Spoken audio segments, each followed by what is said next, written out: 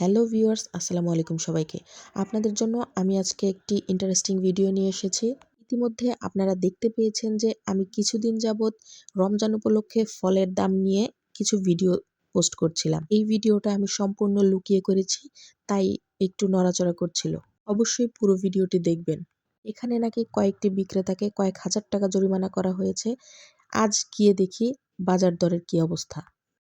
হ্যাঁ আমলকি কই? বিটরুট আমলকি আমলকি আমলকি বাজো না এখন আর হে দোকানদারি নিয়ে গেছে আনে আমি ওই দিন এসে ঘুরে গেছি, আপনার দোকানই খুলুন নাই। দোকান খোলা আছে আর একটা লোক নির্বাচনের পাঠিয়েছিলেন দিন। একটা একদিন লোক ওটা তো পাঠিয়েছিলেন তারপরে 2-3 দিন পরে। লেবু কত? লেবু 150 টাকা কে জরিমানা খাইন নাই? হ্যাঁ জরিমানা খাইন নাই? লাউ 37 টাকা দি 20 টাকা দেওয়া যাবে? লেবু কত রাখেন? 150 তোমরা দাও না সরকারি রেট দেওয়া আছে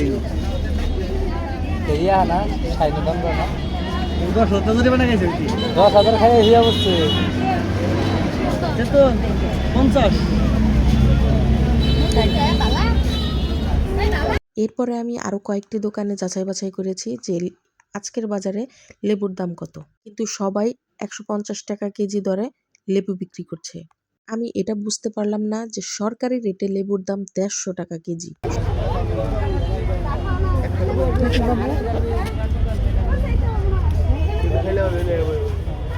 লেবু কত? 150 না? লেবু রসমালাই নেন দেবো খিরা? কিরা 70 টাকা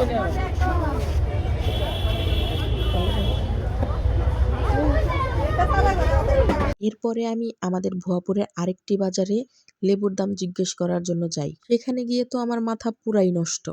আমাদের ভুয়াপুরেই 2 বাজারে লেবুর দাম 2 রকমের। এটা কি মেনে নেওয়া যায়? সবাইকে নাকি ভুয়াপুরের সরকারি মূল্য তালিকা দেওয়া হয়েছে। তাহলে এখানে কি চলছে? আপনার লেবু আজকে কত?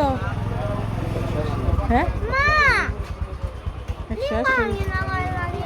হুম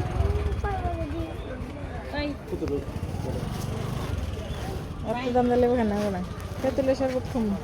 তাই সবাইকে বলি আমার মতো সবাই লেবু বাদ দিয়ে তেঁতুলের শরবত খাবেন।